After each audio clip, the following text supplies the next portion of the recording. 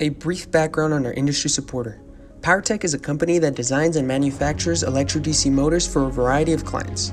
Come this time around, PowerTech is the client, and we've been tasked to build them a software that will shorten the time it takes them to design motors for their client.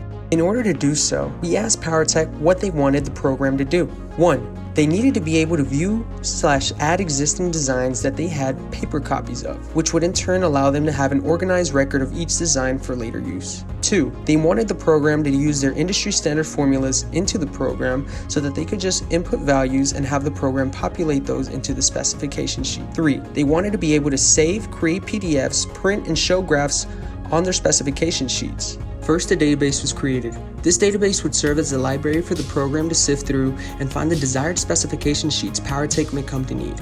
Excel was a selected tool used to create the database that currently holds a total of 140 designs with 166 design parameters.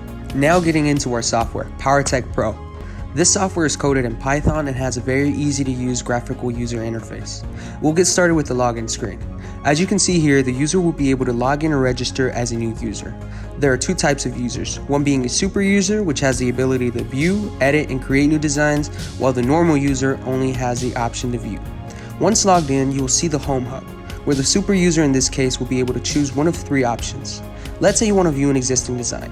You click on the View button and a filter window prompt will open. Let's say we want to find designs with 50 horsepower, an RPM of 1750, and lastly find out what kind of frames exist with the previous two filtered parameters.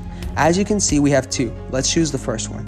Here the user will be able to print and save the form as a PDF and view other options. Moving back to the Home Hub, the user will also have the option to add existing paper copy designs into the database, therefore making it easier and faster to find said designs when in search for them. Lastly, the user will also be able to create new designs when the PowerTech industry standard formulas get implemented by PowerTech. This window will let the user see graphs and other options as well.